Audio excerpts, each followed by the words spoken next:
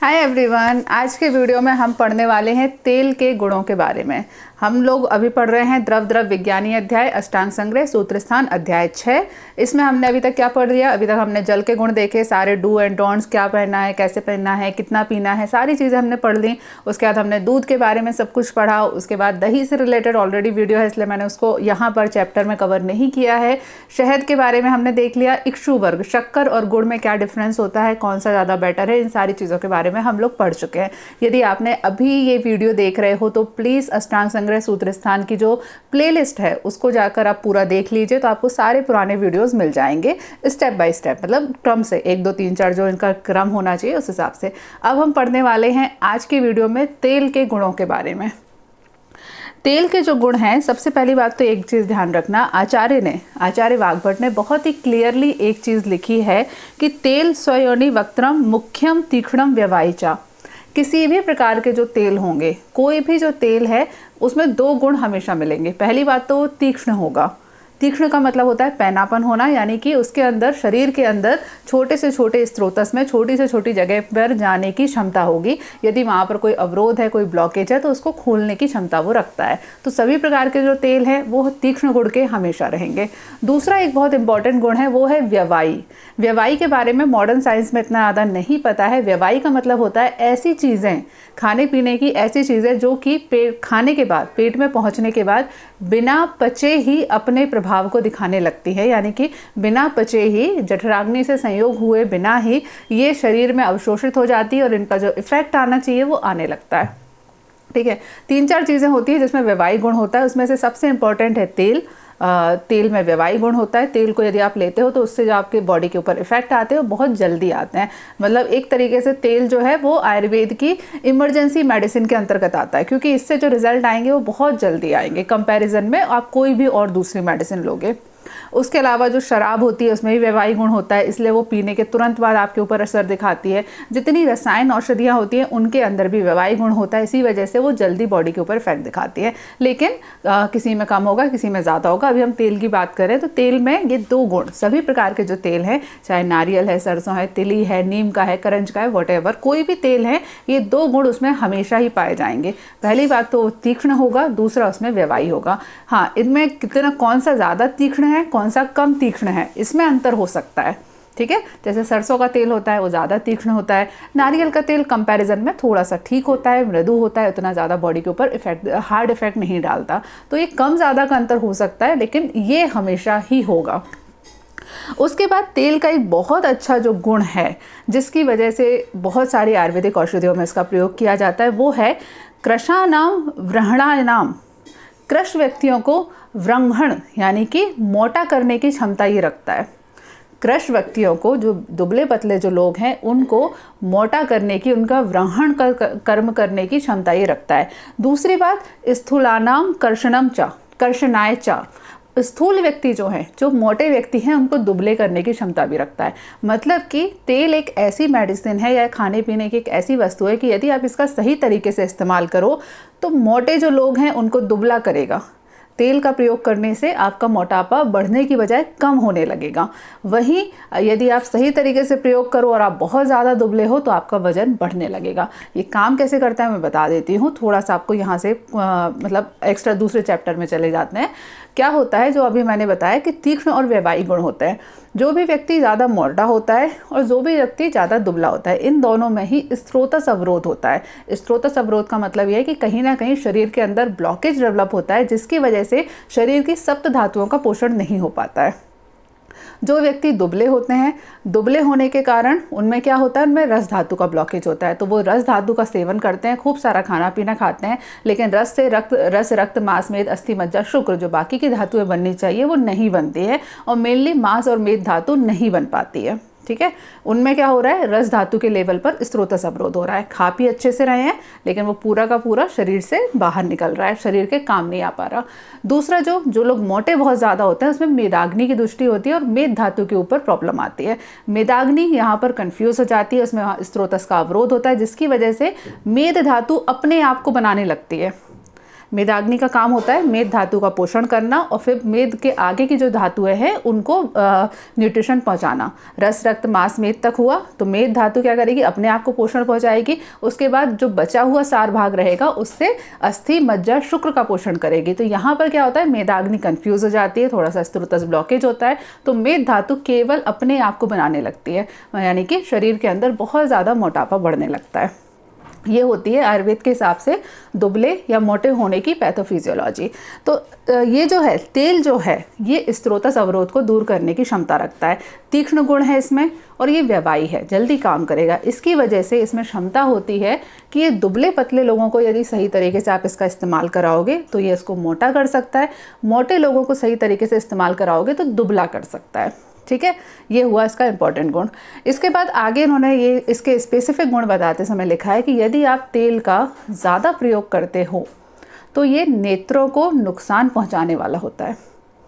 ठीक है, यदि आप बहुत ज़्यादा मात्रा में तेल वाली चीज़ें खाते हो जिसमें तेल ज़्यादा है और सही तरीके से तेल का सेवन नहीं कर रहे हो तो ये आपको नेत्र रोग डेवलप कर सकता है।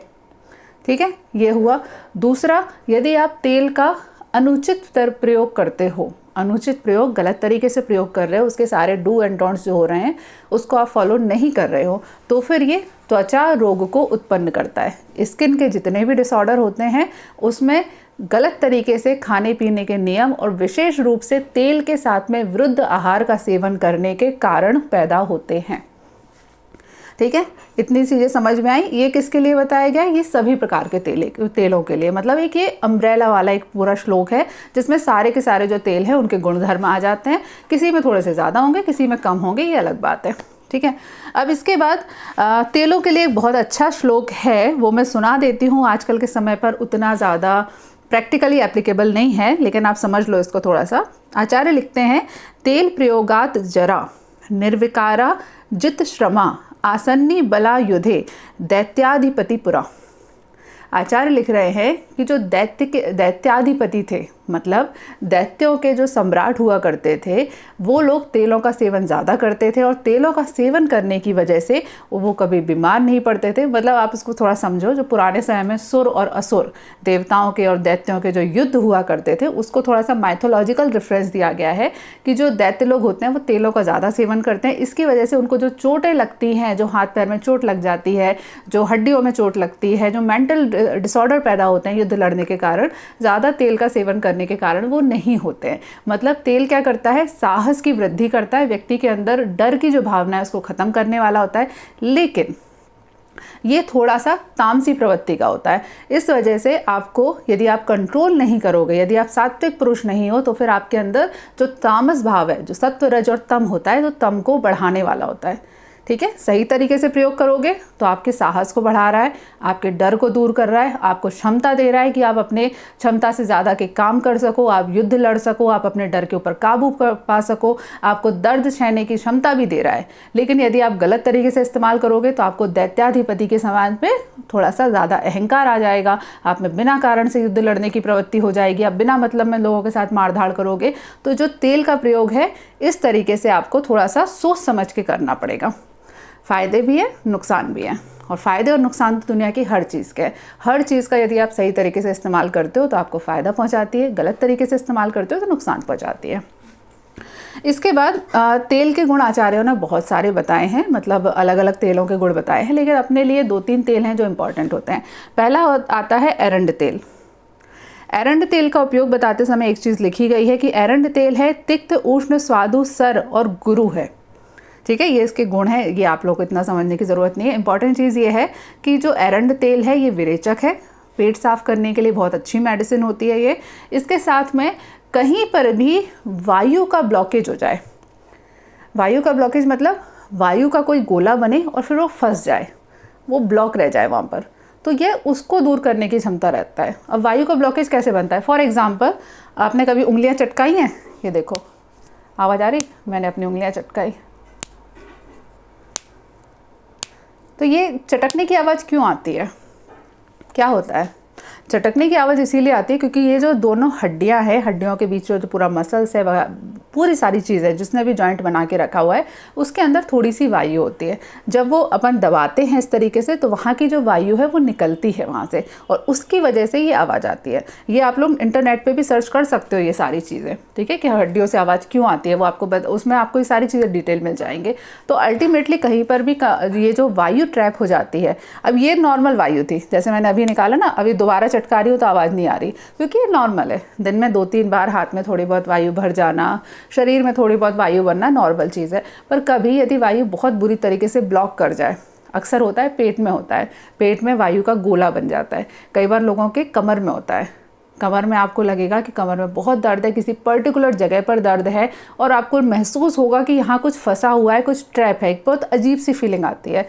ऐसी जो कंडीशन होती है जब वायु कहीं पर भी ट्रैप हो जाती है, और ख़ास तौर से कहाँ कहाँ ट्रैप होती है, आपके मुश्क वृद्धि में, यानी कि जो हाइड्रोसील वेरिकोसील वाली जो डिसऑर्डर होते हैं उसमें, उसके अलावा गुल्म रोग में, गुल्म तो आयुर्वेद का एक रोग है जिसमें पेट के अंदर वायु का गोला घूम जाता है। उसके बाद किसमें, कटी, गुह प्रदेश, कोष्ठ, पृष्ठ आश्रित, ठीक है, टोटल मिला के कमर के नीचे की जो पूरी हड्डियां हैं ना, आपकी वर्टिब्रल कॉलम भी आ जाएगा, आपकी फीमर का हेड भी आ जाएगा, आपकी पेल्विक बोन भी आ जाएगी। ये सारी जो हड्डियां होती है जो कमर के वाले का हिस्सा होता है, यहाँ कहीं पर भी यदि वायु ट्रैप होती है, वायु का गोला बन जाता है, तो उस प्रकार के अवरोध को दूर करने के लिए एरंड तेल काफ़ी ज़्यादा अच्छा होता है। फिर एरंड तेल के लिए इन्होंने एक बात और लिखी है कि एरंड तेल का प्रयोग गर्म करके नहीं करना है। एरंड तेल का प्रयोग हमेशा कच्ची कंडीशन में या फिर अथवा थोड़ी सी गुनगुनी कंडीशन में किया जाता है। उसके बाद एरंड तेल के बाद दूसरा जो इम्पॉर्टेंट है आपके लिए, वो दूसरा आपको पढ़ना है, कहाँ गया ये, ओ सॉरी पेज मैंने थोड़ा 2 पेज इकट्ठे कर दिए, वही सोचूं कहाँ गया, हाँ, सरसों का तेल, ठीक है। सरसों का तेल कंपैरिजन में ज़्यादा उष्ण होता है, ज़्यादा कटु होता है। यह कफ को, शुक्र को और वायु, इन तीनों को नाश करने वाला होता है। तो कफ को ख़त्म कर रहा है, तो मतलब क्या है, यदि आपको कफस डिसऑर्डर है तो आपको सरसों के तेल का ज़्यादा प्रयोग करना है, क्योंकि ये कफ को कम करेगा। वातज कफज व्याधियाँ हैं तो बढ़े हुए वात और कफ को कम करेगा, और अगर आपको पित्तज व्याधियाँ हैं तो आपको इसका प्रयोग नहीं करना है, ठीक है। सरसों का तेल जो होता है वो अपेक्षाकृत ज़्यादा गर्म होता है, ये कटु उष्ण प्रवृत्ति का होता है, तीक्ष्ण और व्यवाही तो हमेशा ही रहेगा, ठीक है, और शरीर के अंदर वात को, कफ को और शुक्र को नाश करने वाला होता है। मतलब इन तीनों की वृद्धि में या दोष में इनको सही करने के लिए प्रयोग किया जा सकता है। यदि किसी व्यक्ति को अर्श होता है उसमें भी फ़ायदा पहुंचाता है। शरीर के अंदर किसी भी प्रकार के इन्फेक्शन हो जाए, बैक्टीरियल, वायरल, फंगस इन्फेक्शन में तो काम करेगा ही करेगा, लेकिन वर्म इन्फेक्शन हो गए, बच्चों में पेट में कीड़े हो गए, उन सारी बीमारियों में भी सरसों का तेल फ़ायदा पहुँचाता है, ठीक है। ये हो गए सरसों के तेल के गुण। सरसों के तेल के बाद लास्ट में आता है, मैं फिर भूल गई कहाँ लिखा है मैंने, हाँ, तिली का तेल तिली के तेल को गुणधर्म बताते समय इतना लिखा हुआ है कि एक ही लाइन में आंसर दे दिया है, तिल तेलम वरम तेषु। सभी प्रकार के तेलों में जो तिली का तेल होता है वो सर्वश्रेष्ठ होता है, एक ही लाइन लिखती गई है, और जितने भी तेल के स्वाभाविक गुण होते हैं वो सारे के सारे तिली के तेल में मिलते हैं। तो यहाँ मैं आपको कंक्लूड कुछ सारी चीज़ें करूँगी। पहली बात तो तेल का प्रयोग आपको कैसे करना है ये मैं अभी शुरू में बताना भूल गई, मैं आपको अभी बता देती हूँ। सो उसके डू एंड डोंट्स होते हैं वो आपको बता देती हूँ। पहली बात तो तेल का प्रयोग आप सभी हेल्थ कंडीशन में कर सकते हैं। दूसरी बात, सबसे बड़ा जो कन्फ्यूजन है कि तेल खाने से व्यक्ति को मोटा होता है, दुबलापन आता है या व्यक्ति को नुकसान पहुँचाता है। जब डॉक्टर आपको बोलते हैं ना कि ज़्यादा घी, तेल, चिकनाई वाली चीज़ें नहीं खानी है, तो एक बात ध्यान रखना, तेल फ़ायदेमंद है, तेल का प्रयोग करोगे तो फ़ायदा पहुँचेगा, लेकिन तेल में तली हुई चीज़ें खाओगे तो नुकसान होगा, ठीक है। ये एक लाइन समझ लोगे तो बहुत सारे कन्फ्यूजन दूर हो जाएंगे। जो तेल होता है, जो कच्चा तेल होता है, जो केवल तेल होता है, ये बहुत ज़्यादा फ़ायदेमंद होता है, बहुत सारी हेल्थ कंडीशन में फ़ायदा पहुँचाएगा। लेकिन यदि आप तेल में कुछ चीज़ तल लेते हो और फिर उसको खाते हो तो बहुत नुकसान करता है। फॉर एग्ज़ाम्पल, लौकी बहुत अच्छी चीज़ है, ठीक है, बहुत फ़ायदा पहुंचाती है, बढ़िया चीज़ है, लेकिन उसी लौकी को यदि आप किस लो और फिर उसमें बेसन और प्याज व्याज मिला करके उसके पकौड़े तल लो तो वो नुकसान पहुंचाएगी, ठीक है। समझ में आ गया। गेहूँ बहुत अच्छी चीज़ है, हमारे शरीर को फ़ायदा पहुंचाता है, लेकिन उसी गेहूँ का आटा लगा करके आप पूड़ी बना लोगे तो वो पुड़ी आपको नुकसान पहुंचाएगी। तो यहाँ आपको एक चीज़ ध्यान रखनी है कि तेल का प्रयोग आपको हमेशा ही, यदि आप मेडिसिनल पर्पज़ के लिए कर रहे हो तो आपको कम मात्रा में करना है और अकेले तेल का प्रयोग करना है। आप खाना बनाइए नॉर्मल, सब्जी रोटी दाल चावल जो भी बना रहे हैं उसमें सब्जी के साथ में ऊपर से कच्चा तेल डालिए, ठीक है। उसके अलावा यदि आप सब्जी में नहीं डाल सकते हो तो फिर खाना खाने से 15 से 20 मिनट पहले 2 चम्मच तेल हल्के गुनगुने पानी के साथ में लीजिए। हल्का गुनगुना पानी लेना है, तेल पीना है, उसके ऊपर से हल्का गुनगुना पानी आपको पी लेना है। तेल के ऊपर कभी भी ठंडी चीज़ों का प्रयोग नहीं करना है, ये हमेशा ध्यान रखना। ना ही तेल के ऊपर, ना ही तेल में तली हुई चीज़ों के साथ में, दोनों के साथ ये बिल्कुल स्ट्रिक्ट रूल आपको फॉलो करना पड़ेगा।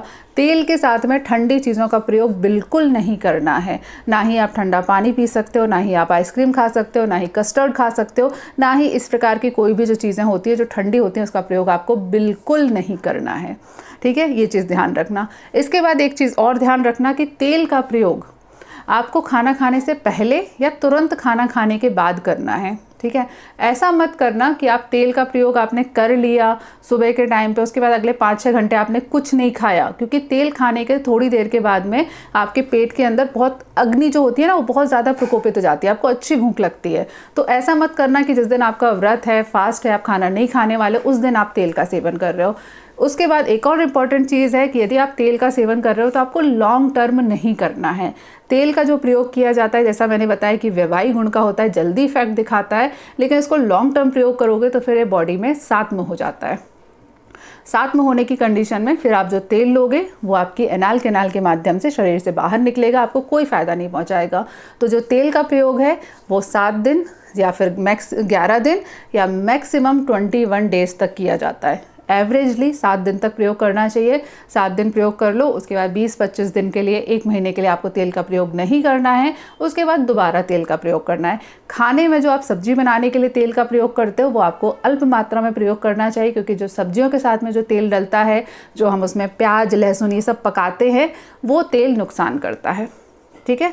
चलो, तो तेल से रिलेटेड जितने कॉन्सेप्ट थे वो मैंने यहाँ पर क्लियर कर लिए। उसके बाद कुछ और चीज़ें हैं जिन्हें हम अगले वीडियो में कंप्लीट करेंगे। चलो नेक्स्ट वीडियो में मिलते हैं, बाय बाय।